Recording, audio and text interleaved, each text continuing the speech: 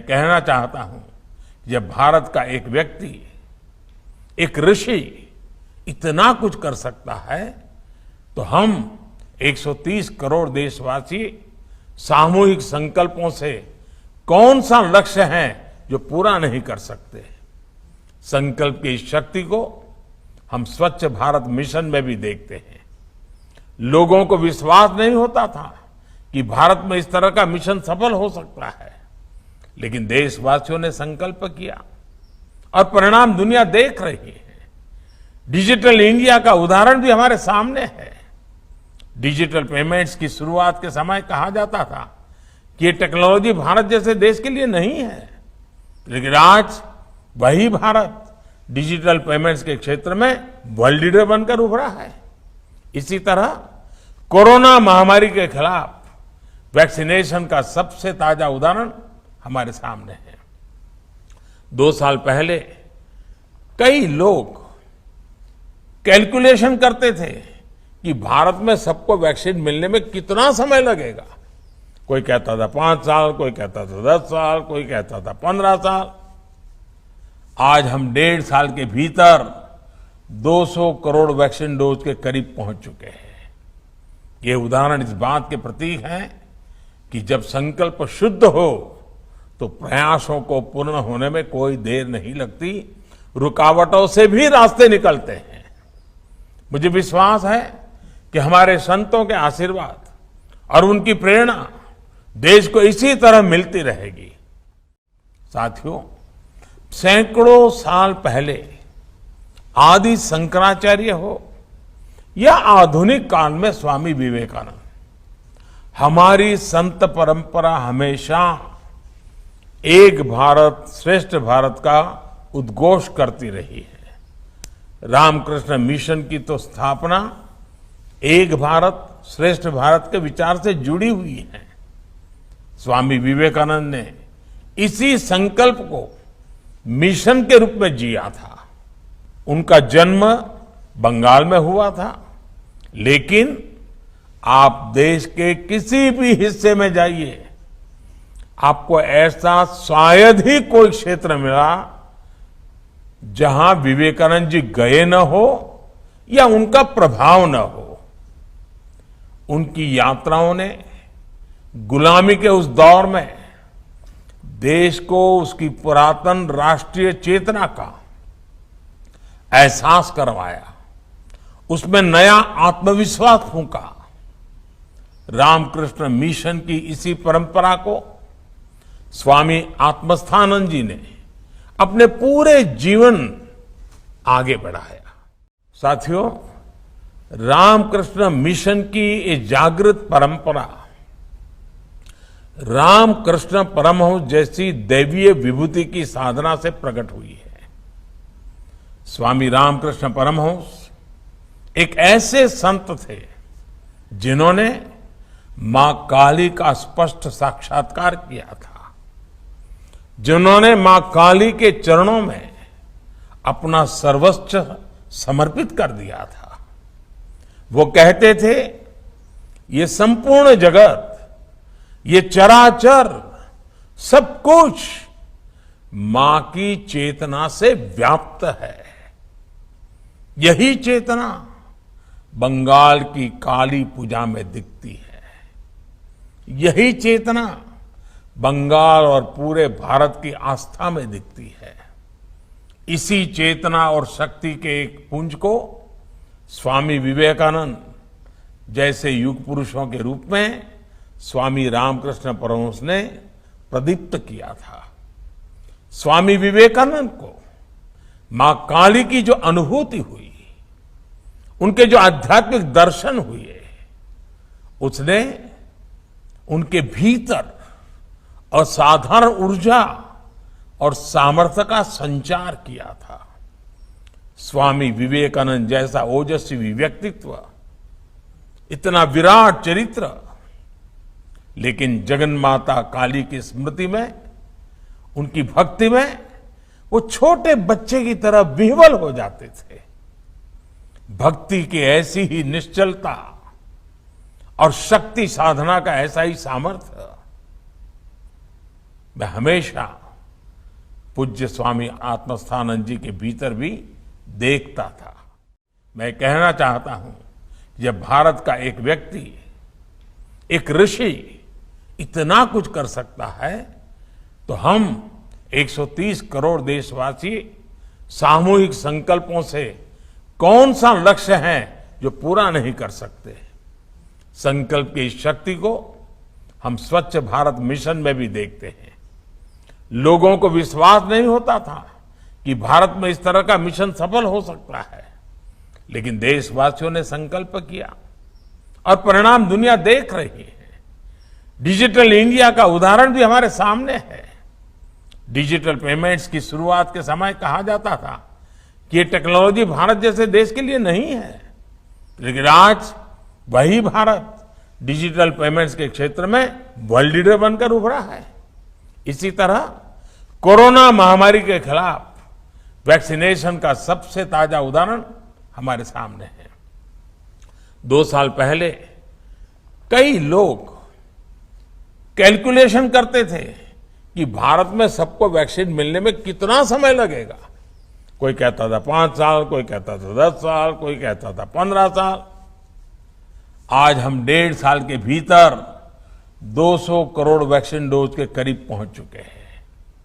ये उदाहरण इस बात के प्रतीक है कि जब संकल्प शुद्ध हो तो प्रयासों को पूर्ण होने में कोई देर नहीं लगती, रुकावटों से भी रास्ते निकलते हैं। मुझे विश्वास है कि हमारे संतों के आशीर्वाद और उनकी प्रेरणा देश को इसी तरह मिलती रहेगी। साथियों, सैकड़ों साल पहले आदि शंकराचार्य हो या आधुनिक काल में स्वामी विवेकानंद, हमारी संत परंपरा हमेशा एक भारत श्रेष्ठ भारत का उद्घोष करती रही है। रामकृष्ण मिशन की तो स्थापना एक भारत श्रेष्ठ भारत के विचार से जुड़ी हुई है। स्वामी विवेकानंद ने इसी संकल्प को मिशन के रूप में जिया था।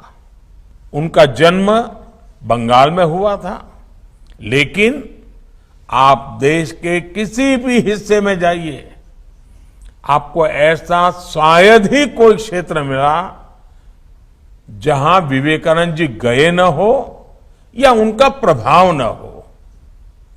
उनकी यात्राओं ने गुलामी के उस दौर में देश को उसकी पुरातन राष्ट्रीय चेतना का एहसास करवाया, उसमें नया आत्मविश्वास फूंका।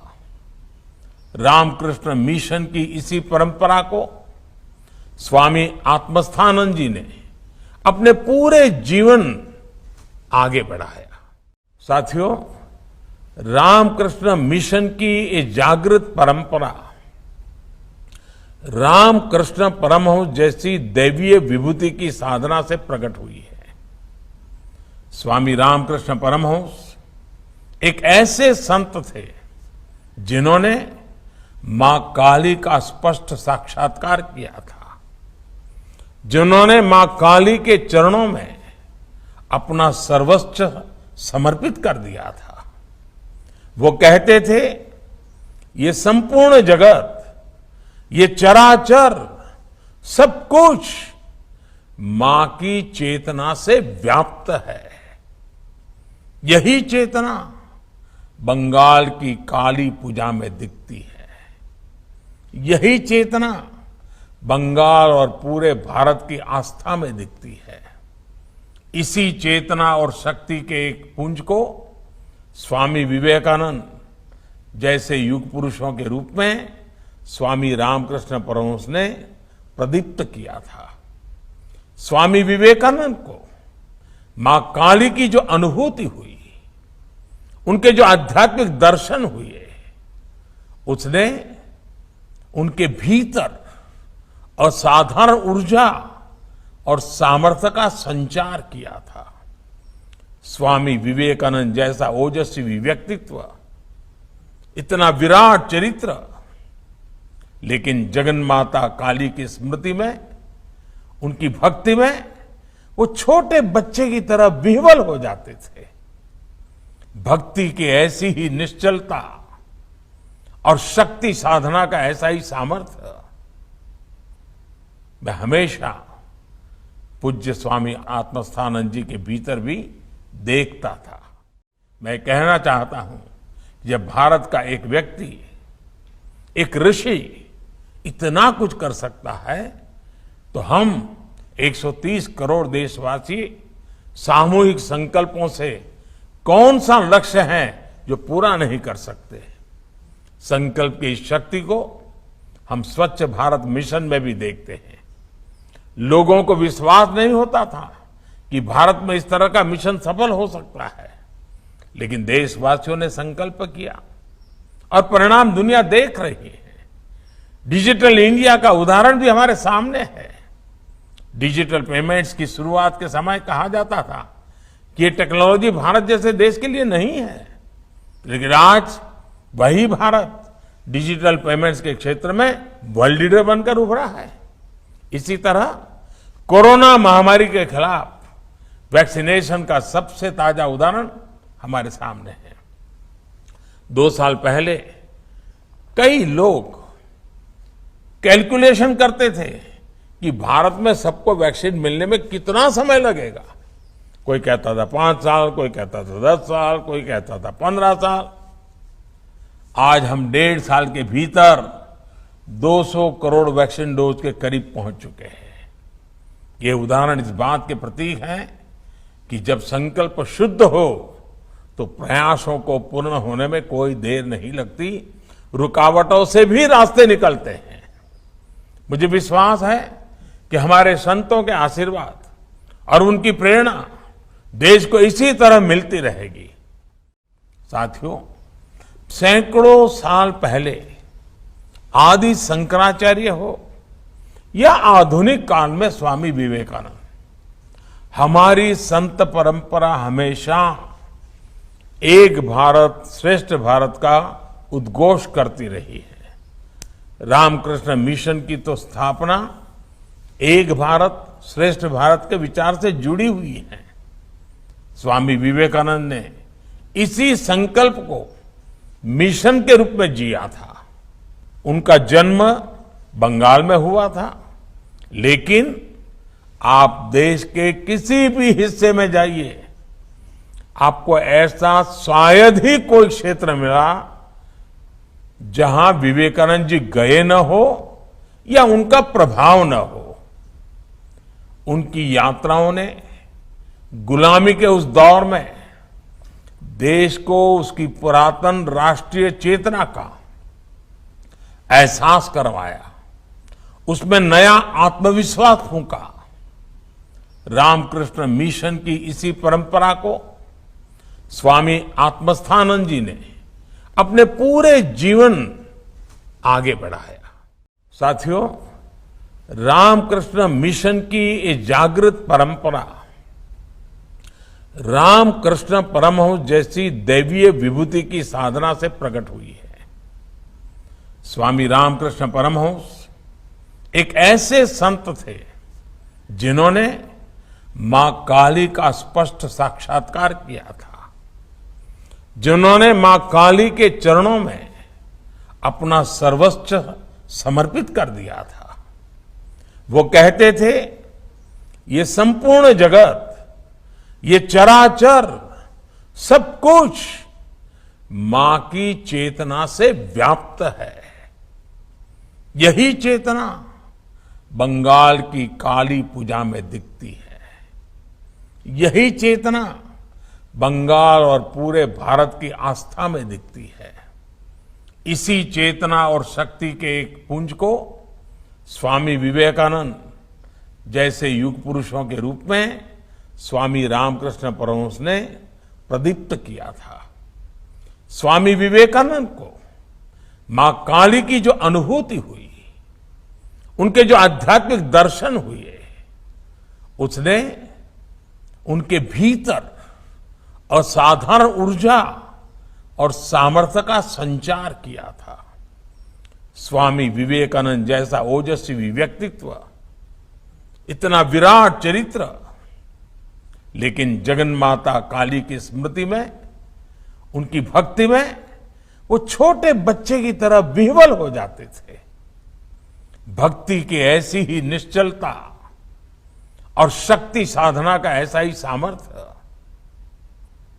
मैं हमेशा पूज्य स्वामी आत्मस्थानंद जी के भीतर भी देखता था।